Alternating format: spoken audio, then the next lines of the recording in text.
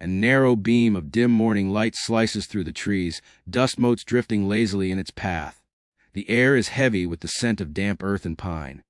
A faint rustle, barely audible, trembles through the underbrush. There at the edge of a small clearing lies a fawn. Its chest heaves in ragged breaths, each one a tremulous struggle. Blood, dark and glistening, stains the tawny fur around its side. A whimper breaks the silence, soft and uncertain. The fawn's ears flick toward the sound. Its big, glassy eyes search the dim depths of the forest. A figure emerges, a small, trembling puppy, its fur matted and stained with his own wounds. The pup's front leg hangs awkwardly, limp and useless. He pauses, head tilting, studying the fading fawn. The morning stillness is broken as the puppy edges forward. His steps are halting, each movement a testament to pain and determination. He noses the fawn gently, then backs away. He looks over the clearing, as though searching for some sign of danger, before returning to his silent vigil. There is no urgency in his eyes, only fierce intent. Moments pass. The puppy settles near the fawn's side, his body curling protectively against it. The injured fawn doesn't move, its breath remains shallow.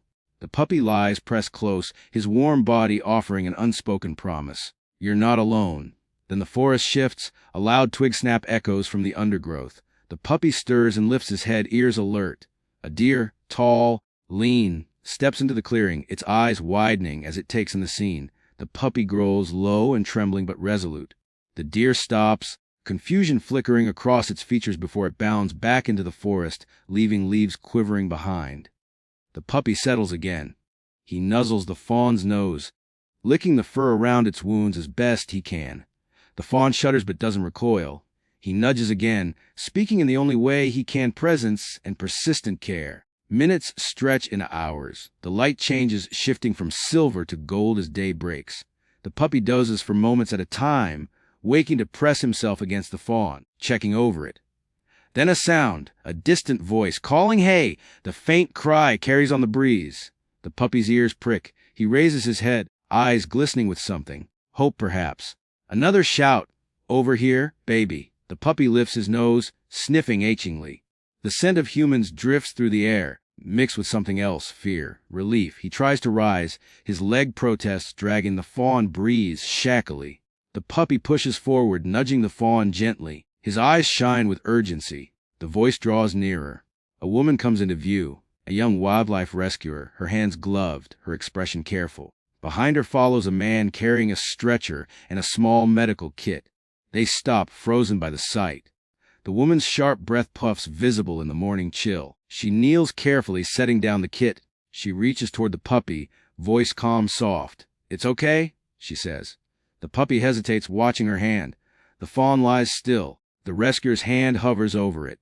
Then the woman gasps softly. The puppy shifts, pressed protectively over the fawn's side.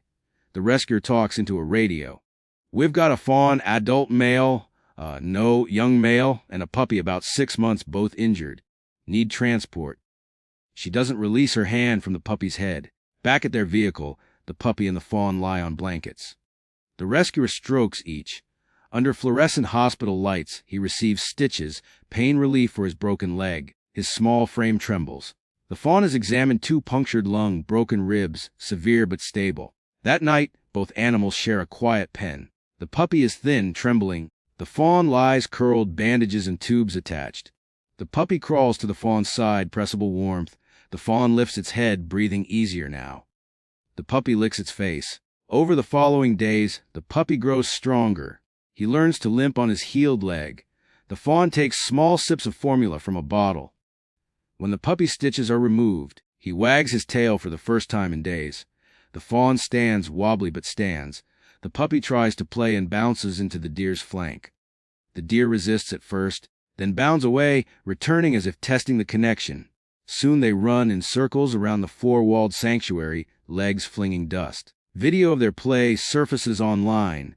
Tiny puppy and fawn chasing each other, falling over, tumbling in laughter that looks like joy. Viewers worldwide see something almost mythical: 2 orphan souls, different species, healing together, bonded by gentle loyalty.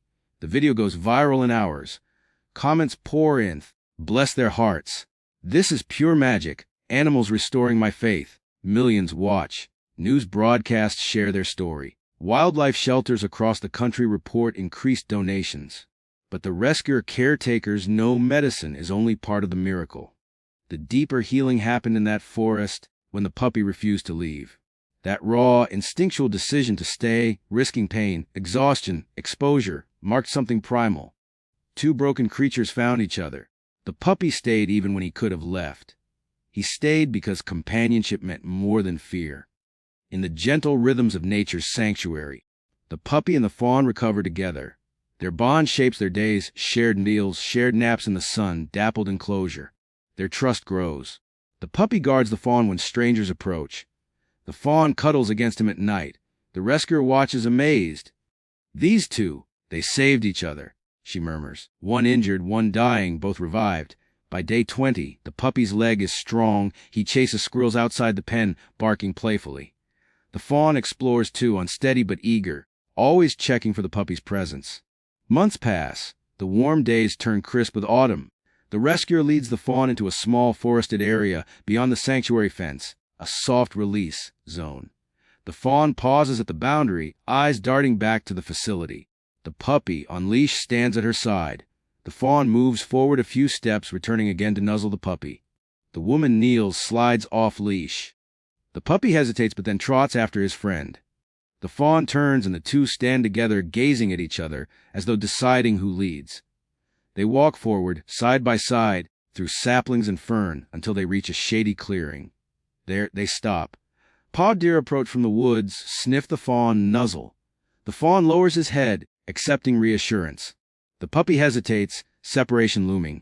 The rescuer uses the leash to lead him back. The puppy looks at the fawn, soft eyes brimming, and then turns with the woman. He watches the fawn steps into the deeper woods. The rescuer comforts him. You did your job. You're a hero. She scratches behind his ears. The puppy whimpers, but recovers, studying the trees. She leads him back to the vehicle. Weeks later, the puppy is adopted by a quiet family living near woods. He lives indoors, plays in the yard, but the wilderness remains in his bones. He visits the sanctuary often, energized as he is let loose to run. He dashes into the forest, sometimes alone, sometimes following the fawn's scent. The sanctuary staff sees them meet. The fawn pauses. The puppy bounds over, and they share a soft greeting before dashing into the woods together.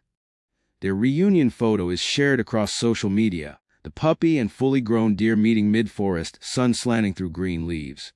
Comments flood again, tears, awe, wonder. Some say animals can't love like humans, but the bond of this dog and deer tells a different story. The puppy grows older, his muzzle turning gray. Every spring he returns to the forest. There, he finds the fawn's offspring, 2 small deer. He trots alongside their mother, the original fawn, now a doe. He sniffs the new lives, plays gently. The cycle continues. In people's minds, the tale endures. A wounded puppy refused to leave a dying fawn and stayed. He stayed, and that decision changed everything. He stayed and gave life hope. What he did next? Offered compassion to a stranger, shocked everyone, and reminded the world that empathy has no boundaries. We carry this story forward. A story about courage born not of strength but of heart. A narrative of wounds healing in the company of caring. A lesson. Sometimes what matters isn't the rescue, it's the refusal to walk away. Let the image linger, 2 unlikely friends, forging a bond amid suffering, healing each other by simply staying. That's the miracle.